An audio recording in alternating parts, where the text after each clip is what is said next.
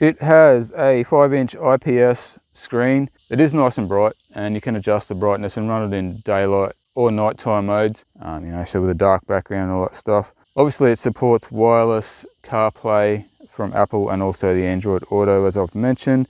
It is IPX7 waterproof, which is another bonus, guys. So if it rains or if it falls in the water, your bike falls in the water, it's not going to affect it too much. It also does have a nice little sun shield hood on it, which hopefully cuts down the glare a little bit. It has dual Bluetooth 5.0, so I can connect to your phone as well as your Bluetooth headset for doing phone calls and audio, music. I'll show you guys that shortly. It has seamless connection to your phone and everything. Once you've paired everything up, as soon as you turn the bike on, the power comes on for that unit.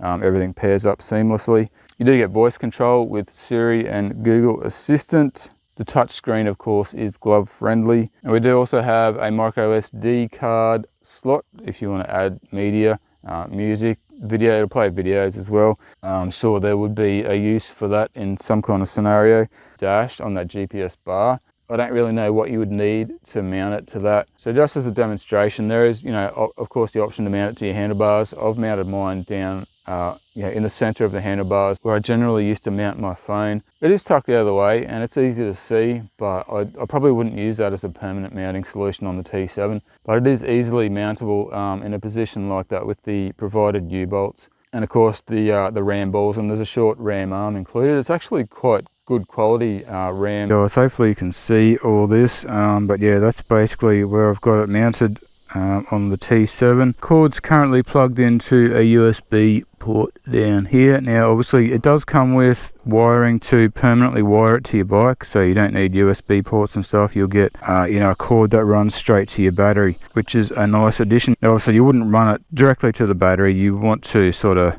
have it come on with your ignition, so you'd run it to an ignition terminal. How it is at the moment, of course, these USB ports only come on when the key's on. So I'll show you guys that. Hopefully you can see it without too much glare. Now we'll run through connecting your phone just so you guys can see. So there you go, that's the home screen, guys. Okay, so to pair up the phone, we'll go into settings. We'll go to Bluetooth.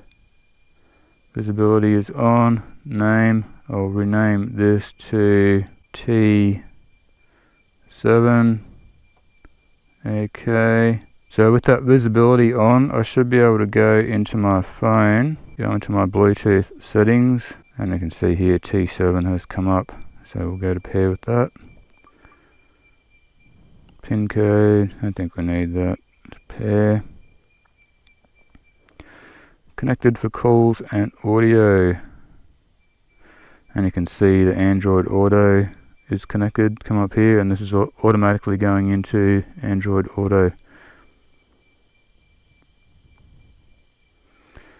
Oh, look at that, Allentown, Billy Joel.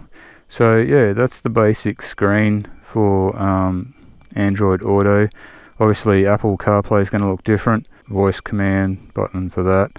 Got maps and music. If you want to go into all your apps, Gaia GPS is, of course, Maps.me is, and Google Maps, of course. Yeah, there would be a whole bunch of others. These are just the ones that I have installed on my phone that are compatible with Android Auto. So when you're on this screen, if you want to go full screen with your maps, just tap on the map. You can search here.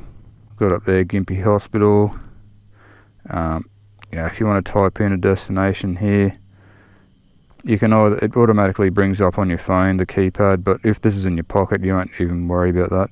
So you just type in where you want to go. But yeah, basically if I just go to Gympie Hospital from here, there you go. So you're navigating. So while you're on the maps, if you want to switch to your music, I think you can press that one there. Yeah, that'll bring back your music player, or you can just tap on that to make that full screen. Now it does have a built-in speaker as well.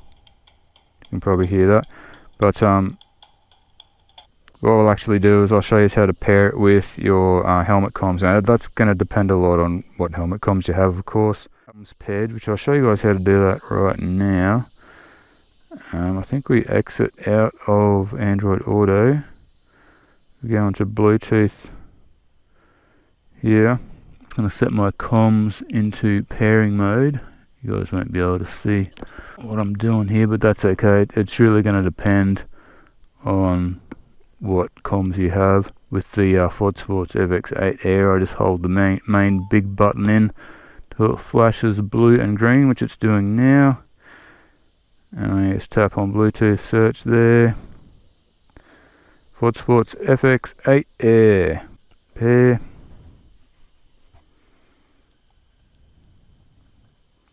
Connected. Thank you. Okay. So now when we go back into Android Auto over here, we hit play and the music's coming through the Bluetooth headset. Now the volume is maxed out on here. Crank it up on the phone. It's still not very loud. So what you need to do is go back, exit,